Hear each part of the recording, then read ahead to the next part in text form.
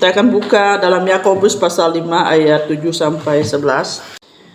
Bersabar dalam penderitaan. Karena itu, saudara-saudara, bersabarlah sampai kepada kedatangan Tuhan. Sesungguhnya petani menantikan hasil yang berharga dari tanahnya, dan ia sabar sampai telah turun hujan musim gugur dan hujan musim semi. Kamu juga harus bersabar dan harus meneguhkan hatimu, karena kedatangan Tuhan sudah dekat. Saudara-saudara, janganlah kamu bersungut-sungut dan saling mempersalahkan, supaya kamu jangan dihukum. Sesungguhnya hakim telah berdiri di ambang pintu. Saudara-saudara, turutilah teladan penderitaan dan kesabaran para nabi yang telah berbicara demi nama Tuhan. Sesungguhnya kami menyebut mereka berbahagia, yaitu mereka yang telah bertekun. Kamu telah mendengar tentang ketekunan Ayub, dan kamu telah tahu apa yang pada akhirnya yang disediakan Tuhan baginya, karena Tuhan Maha Penyayang dan penuh belas kasihan. Amin. Silakan duduk. Kita akan belajar di sini itu firman Tuhan, bersabar dalam penderitaan. Ketika kita mengalami penderitaan apapun itu, maka reaksi yang ditunjukkan seseorang bisa saja berbeda satu sama lain. Tetapi kita juga harus mengakui umumnya tidak ada orang yang suka dengar penderitaan. Namun suka atau tidak sukanya, penderitaan pasti akan dialami dan harus siap dihadapi oleh siapapun, termasuk orang percaya.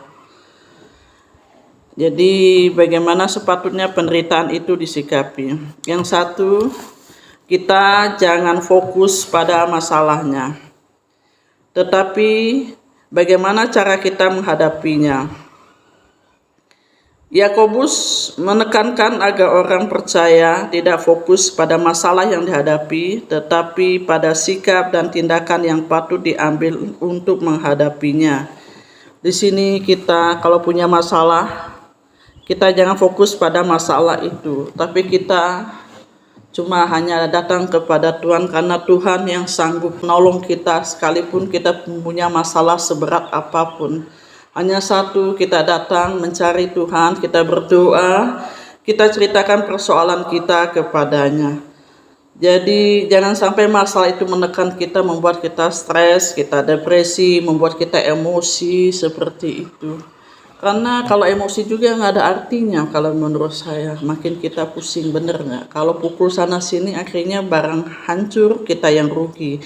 Jadi sekarang kita belajar supaya kita tidak fokus pada persoalan kita, masalah kita, tapi kita harus belajar bagaimana kita menghadapinya, itu kita dengan mencari Tuhan Yesus. Kita serahkan persoalan kita hanya kepada Tuhan Yesus. Apa yang dikatakan Yakobus dalam nasihatnya tidak bicara tentang penderitaan secara spesifik, tetapi mengajak kita untuk mengembangkan sikap yang benar dalam menghadapi penderitaan. Yaitu kita harus bersabar dalam penderitaan. Kata sabar maksudnya orang percaya diperintahkan untuk menunjukkan kesabaran meski menanggungkan penderitaan. Karena itu sikap sabar harus terus dibangun dan dikembangkan. Sabar menantikan kedatangan Tuhan Yesus yang kedua kalinya. Jadi kita akan sabar itu ya kadang-kadang tidak mudah kita lakukan. Cuma hanya kita minta Tuhan tolong supaya kita bisa sabar. Karena kalau menghadapi penderitaan, waduh, dalam pikiran kita paling tidak kita mikir bagaimana ya, kapan ya, apa yang kami alami, penderitaan kami alami. Akhirnya kita kadang-kadang marah kepada Tuhan. Nah, jadi kita saat ini kalau kita sebagai orang percaya, kita diperintahkan untuk kesabarannya yang untuk menanggung penderitaan. Jadi kita harus belajar sabar itu sampai kita menantikan kedatangan Tuhan Yesus. Karena mengapa? Pada saat ini orang banyak mengalami kesusahan, banyak orang mengalami penderitaan, banyak orang mengalami pencobaan. Tapi itulah yang harus terjadi dalam kehidupan kita. Apalagi banyak persoalan yang kita hadapi. Sekarang banyak penderitaan demi penderitaan. persoalan demi persoalan yang kita hadapi, masalah demi masalah. Tapi oleh karena itu kita hanya bisa bersabar dan bersabar. Tidak ada kata lain, cuma katakan sabar. Itu saja. Satu, katakan dalam hati kita sabar, sabar. Supaya kita tetap setia. Kita harus sabar juga apa yang kita alami. Karena dikatakan bahwa pencobaan yang kita alami tidak melebihi daripada kekuatan kita. Kita percaya bahwa apa yang kita alami pencobaan berarti kita akan naik tingkat. Sama dengan kalau kita kelas 1 SD, kita harus ada ulangan, baru kita bisa naik ke kelas 2. Jadi kita harus belajar sabar dan kita serahkan ini hanya kepada Tuhan saja. Bukan hatimu untuk tetap percaya. Dalam menghadapi penderitaan, mungkin saja orang percaya menjadi goyah. Memang mereka diperintahkan untuk bersabar, tetapi tidak semua orang punya keteguhan hati yang sama. Karena itu mereka didorong untuk tetap teguh dan setia berpegang pada iman, karena Tuhan tidak pernah lalai menepati janjinya untuk menolong umatnya. Jangan berkeluh kesah agar tidak saling menyalahkan, dan kita juga sering bersungut-sungut. Di situ dikatakan jangan bersungut-sungut. Perintah ini ya, kata apa sebabnya ini supaya kita tidak bersungut-sungut. Kalau kita berkeluh kesah, kita tidak membangun siapapun, malah kita saling menyalahkan satu sama lain dan kita saling menjatuhkan orang. Dan penghakiman juga akan berlaku bagi mereka yang tidak menjaga perkataannya. Jadi kalau kita menghadapi masalah, kita belajarlah supaya kita bersungut-sungut. Kalau kita bersungut-sungut, bukannya kita datang kebaikan, akhirnya kita emosi, marah dan sebagainya. Cuma satu hal, kita hanya minta Tuhan supaya kita dapat mengendalikan setiap perkataan kita. Karena apa yang kita katakan, perkataan kita yang sia-sia akan dihakimi oleh Tuhan. Dan di sini kita lihat dalam dibandingkan Yakobus pasal 3 1 sampai 12 dikatakan dosa karena lidah. Karena lidah ini dah mulai ngomong A sampai Z tanpa sadari kita berdosa dan menghasilkan suatu dosa kemudian membuahkan maut. Kita jangan memfitnah orang. Dalam Yakobus pasal 4 ayat 11 sampai 12 kita jangan memfitnah orang. Biarlah kita mengucapkan mazmur, kidung, puji-pujian dan nyanyian rohani.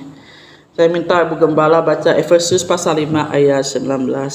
Efesus pasal 5 ayat 19. Demikian firman Tuhan, dan berkata-katalah seorang kepada yang lain dalam mazmur, kidung, puji-pujian dan nyanyian rohani. Bernyanyilah dan bersoraklah bagi Tuhan dengan segenap hati. Amin. Jadi di sini dikatakan oleh firman Tuhan dalam Efesus pasal 5 ayat 19 supaya kita berkata satu sama lain itu dalam mazmur, kidung, pujian, dan kita harus menyanyi dalam nyanyian rohani. Dan juga kita tidak boleh bersungut-sungut karena firman Tuhan mengajar kita harus belajar mengatakan sesuatu yang positif. Dan kita harus katakan sesuatu itu bahwa dengan maksudnya sekalipun berat sekali. Jadi kita bersungut-sungut pun kita nggak boleh. Dan juga ngatain-ngatain orang juga nggak boleh. Karena dialah aku menderita. Ini kan lucu sekali. Karena penderitaan kita kadang kita alami karena perbuatan kita. Apa sebabnya? Karena kita menginginkan sesuatu, kita tidak mencapainya. Lalu kita emosi, kita marah. Dan kedua itu mungkin membuat kita gimana? Yang membuat kita bisa depresi seperti itu. Dan selanjutnya itu, apa yang kita inginkan membuat kita tidak bisa mendapatkan, membuat kita bisa bersungut-sungut. Akhirnya kita kecewa sama Tuhan. Kan lucu, banyak orang percaya saat ini nih lucu sekali.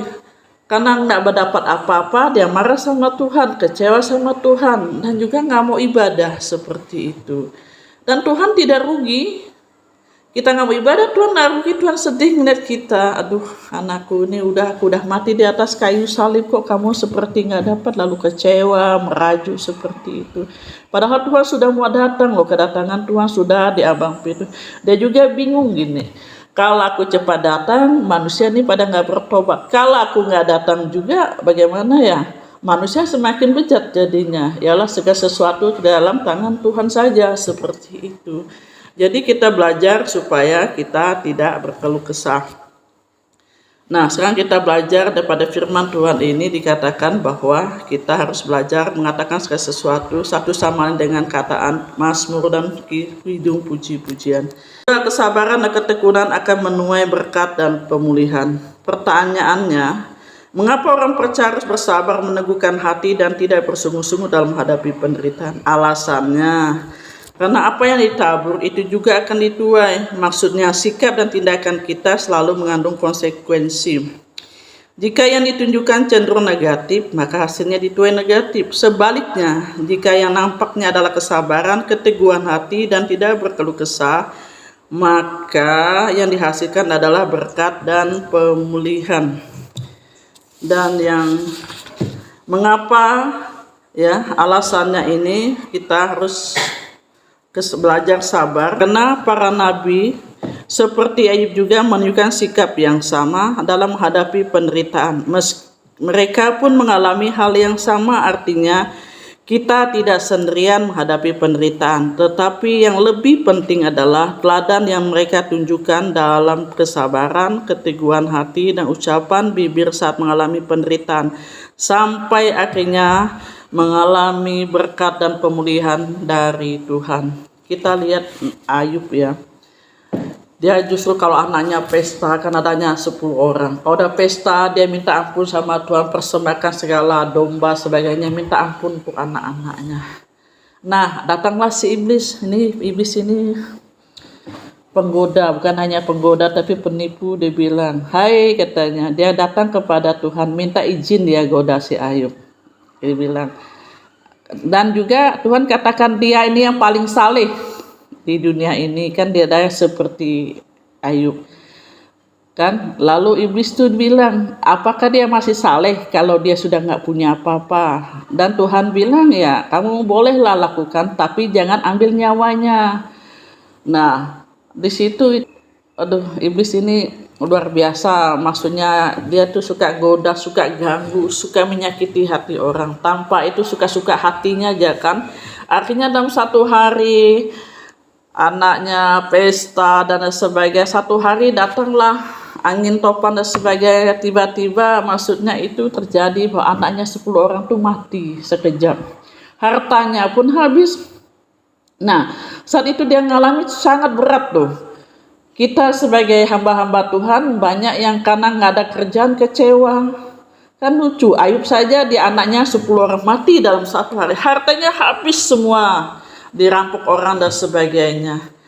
Akhirnya dia juga mengalami juga ini badannya itu. Akhirnya saking sangat gatalnya itu, segala maksudnya seperti mungkin beling itu, mungkin seperti mangkok atau gelas itu. Bayangkan karena saking gatalnya, dia nggak ada kasih obat, nggak ada kasih salep waktu itu kan. Dia gatal, saking gatalnya itu akhirnya dia garu seperti itu. Dan istrinya bilang, hai Ayub, kau masihkah menyembah Tuhan Allahmu? Tapi Ayub katakan, dia bilang istrinya orang gila. Ayub tidak berdosa dengan perkataan. Dia mengalami penderitaan yang begitu besar. Datanglah kawannya lagi. Sok dia nasihati Ayub. Karena inilah dosamu Ayub dan sebagainya. Kan karena dosa gini-gini. Teman ini kan biasa manusia datang selalu nasihati paling baik kan. Seolah dia paling saleh kan. Akhirnya ya Tuhan bela. Mereka jauh-jauh dia Ayub, kasihan. Teman-teman yang lain waktu Ayub masih kaya, masih banyak teman, pada semua pada menghindar. Apalagi Ayub mengalami sakit penderitaan yang luar biasa. Takutnya Ayub minta bantuannya. Banyak teman, tapi dia hanya berdoa, hanya percaya kepada Tuhan. Istrinya saja sampai marah-marah. Ngapa kamu masih menyembah Tuhanmu, katanya kan. Tapi dia kata kepada istrinya, orang gila. Dia istrinya orang gila seperti itu. Ada teman saya ya, paling lucu. Kalau istrinya marah, dia bilang istrinya orang gila. Kalau anaknya main tanah, dia nggak pernah dia bilang Ason, Ajon, jangan begitu, nggak ada gunanya. Saya bilang kesabarannya luar biasa teman kami, namanya Jelan itu. Istrinya marah, selalu dia bilang orang gila. Mungkin istrinya beli ini itu, tapi nggak punya duit. Dia bilang, mama ini gila bah. Dia bilang, kita nggak punya duit, dipaksa-paksa kan, seperti itu. Nah, di situ kita belajar bahwa dari Ayub, walaupun dia mengalami penderitaan yang sangat, kalau kita mungkin sudah nggak mampu, bisa-bisa kita akhirnya gantung diri kan. Sekarang manusia tuh banyak kecewa sama Tuhan, apalagi dia sangat saleh, dia rajin, tapi Tuhan izinkan hal itu terjadi. Nah, disitulah dikatakan bahwa saat berdoa untuk temannya, minta ampun sama Tuhan. Nah, saat dia mengampuni kawannya, minta Tuhan ampuni setiap dosa pelanggarannya, dan Tuhan pulihkan semuanya. Anaknya yang paling cantik di daerah sana, kan luar biasa. Dan Ayub mendapat berkat yang luar biasa, lebih kaya daripada yang kemarin. Nah, disinilah kita belajar bahwa sekalipun kita memiliki persoalan, apapun yang terjadi, pencobaan dan sebagainya, kita hanya satu, mencari Tuhan. Hanya Tuhan Yesus yang sanggup menolong kita, hanya Tuhan Yesus yang sanggup memulihkan kita. Karena Tuhan Yesus lebih daripada atas masalah kita. Apapun kesukaran yang kita alami, sebanyak apapun hal yang buruk yang terjadi di kehidupan kita, tetaplah sabar, karena kasih Tuhan jauh lebih besar dari kesukaran yang kita alami.